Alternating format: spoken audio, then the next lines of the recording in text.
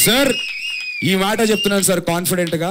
Cinema చూడండి, stick through it sir. First half కొంతమందికి నచ్చుతుంది వరుణ్ చెప్పినట్టు, సెకండ్ హాఫ్ అందరికీ నచ్చుతుంది, ఐఎమ్ వెరీ కాన్ఫిడెంట్.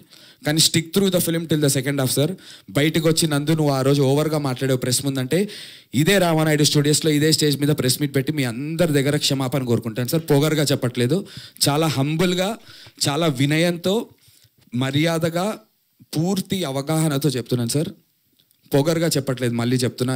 సినిమా మీకు నచ్చకపోతే ప్రెస్ అండ్ మీడియా ఆడియన్స్ కూడా రావచ్చు, నేను ఇక్కడే ప్రెస్ మీట్ పెట్టి క్షమించండి మళ్ళీ ఫెయిల్ అయ్యాను అంటాను సార్. కానీ ఫెయిల్ అయినా మళ్ళీ ప్రయత్నిస్తా, ఇక్కడే ఉంటా, చచ్చే వరకు సినిమాలే చేస్తాను సార్ నేను. అది యాక్టర్గా అయినా, డైరెక్టర్గా అయినా, అసిస్టెంట్ డైరెక్టర్గా అయినా.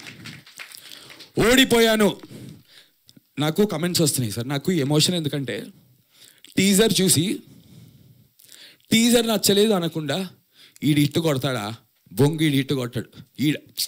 నా బాధ ఏంటంటే నన్ను ఎందుకు జడ్జ్ చేస్తారు? మీకు అర్థమైంది సార్, నన్ను జడ్జ్ చేస్తున్నారు అంటే చిన్న చూపు. Of course they have all the rights, ఎందుకంటే నాకు హిట్లు లేవు. కానీ అరే ఒక అవకాశం ఇద్దాం, చూద్దాం, ట్రైలర్ చూద్దాం, టీజర్ చూద్దాం. టీజర్ గురించి మాట్లాడాను, అరే ఇది నాకు నచ్చలేదు, నేను నేర్చుకుంటాను సార్, నేను నేర్చుకోవడానికి రెడీ. అందుకే కదా సార్ నేను ప్రతిసారి నేను ఫెయిల్ అయినా కూడా కొత్త వాళ్ళతో వస్తున్నాను.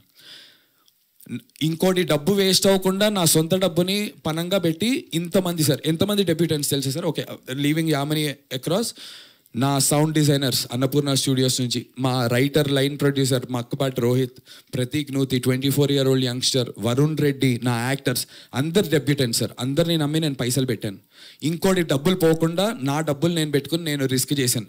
ఈ గెలుపు నా ఒక్కడిది కాదు సార్.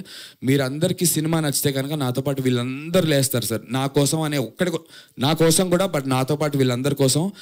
ఒకటైతే చెప్తాను సార్, గెలవచ్చు గెలవకపోవచ్చు, గెలుస్తాననే నమ్మకం ఉంది. కానీ ఒకటైతే చెప్తాను, ఈ సినిమా ఒకవేళ గాడ్ ఫార్బిడ్ ఒకవేళ అనుకున్న రిజల్ట్ రాకపోయినా సార్, నేను ఓడిపోయాడు అనే దానికన్నా నేను చచ్చే రోజున ఈడు ప్రయత్నిస్తూనే ఉన్నాడు రా గెలిచే వరకు అనే పేరుతో చచ్చిపోవడానికి నేను సిద్ధంగా ఉన్నాను సార్. ప్రయత్నిస్తాను సార్. నేను క్షమాపణ కొట్టేటువంటి రోజు రావచ్చు, వచ్చి అడగచ్చు. Just saying sir, God forbid, నిజంగానే నందు ఆ రోజు ఇన్ని డైలాగులు కొట్టావమ్మా అని చెప్పి అంటే నిజంగా ప్రెస్ మీట్ పెట్టి క్షమాపణ కోరుకుని వెళ్తాను సార్. కానీ సినిమా వదలను సార్, వస్తాను, ప్రయత్నిస్తాను, మళ్ళీ చేస్తాను, మళ్ళీ సినిమా చేస్తాను. ఆ రోజు కూడా ఇంత ఎమోషన్ ఫీల్ అవుతాను, అంతకుముందు రాలేదని చెప్పి మళ్ళీ ప్రయత్నిస్తాను సార్. మళ్ళీ చెప్తున్నా, చచ్చే వరకు సినిమాలో ఉంటాను సార్. ఈ ఒక్కసారి ఛాన్స్ ఇవ్వండి, ఒక్కసారి రండి, సినిమా చూడండి.